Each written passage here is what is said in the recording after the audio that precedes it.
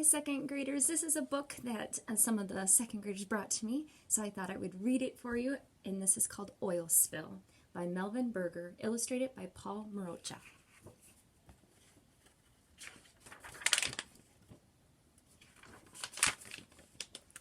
The night of March 24th, 1989 was dark and cold. A huge black oil tanker glided out of the port of Valdez, Alaska.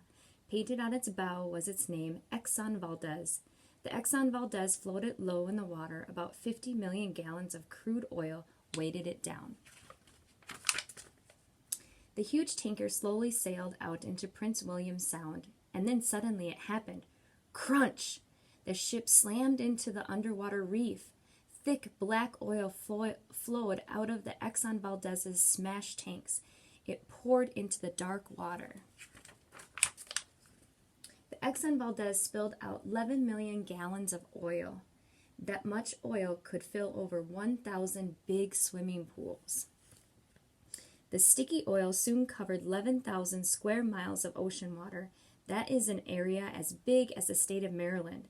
It damaged about 1,250 miles of Alaska's coastline. That is longer than the entire Atlantic coast of the United States. The oil stuck to the feathers of many ducks, geese, and other seabirds. The birds couldn't swim or fly. Over 300,000 died. Oil got into the bodies of fish, shrimp, and crabs. No one knows how many of them were killed. Sea otters, sea lions, harbor seals, and killer whales swallowed oil. They breathed the poisonous fumes. Their bodies were coated with oil. Thousands of these marine mammals died. The spill from Exxon Valdez was one of the worst in our country's history, but it was not the only one. An oil spill occurs somewhere in the world almost every day of the year.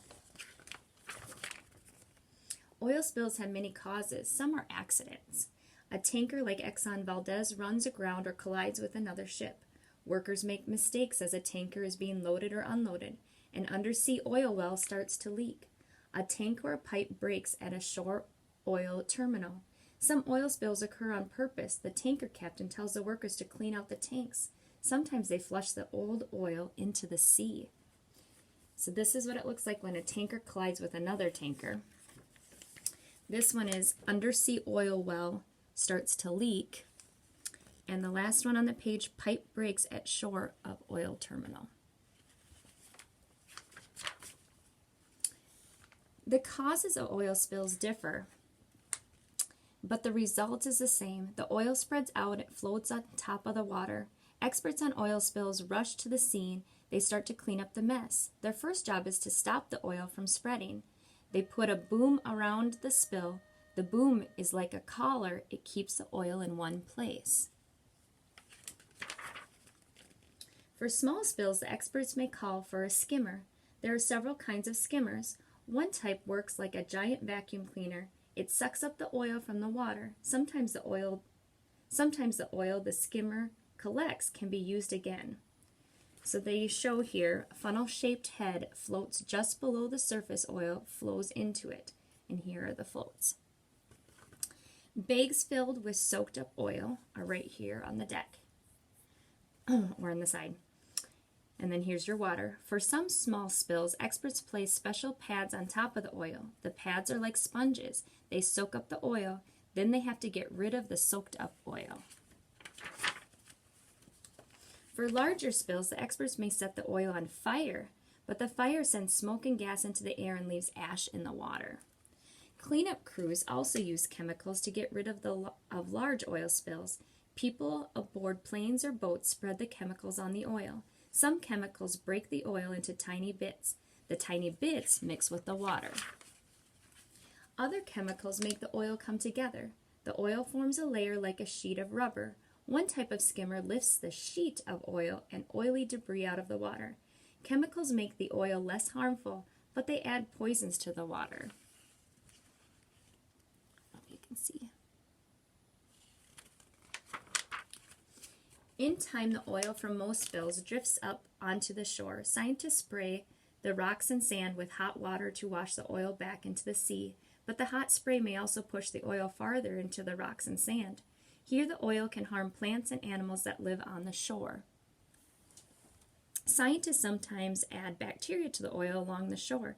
The bacteria eat the oil and change it into harmless substances, but it would take huge amounts of bacteria to get rid of a big oil spill.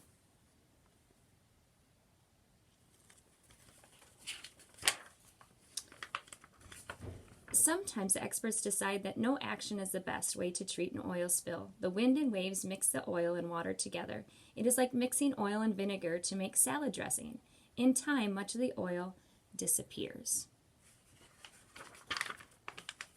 Oil spills are major disasters. Slowly, scientists are learning how to clean them up. They are learning how to prevent spills. How can we help to prevent oil spills too? We can use less oil. If we use less oil, there will be fewer oil tankers in the oceans. Then the chance of oil spills will not be as great.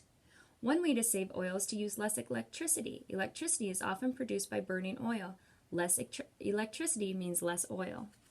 Another way to cut oil needs is to use less gasoline, which is made from oil. That means driving smaller cars and staying within the speed limit. We also can write letters to members of Congress. Tell them we want new laws to prevent oil spills. Oil tankers should have double hulls.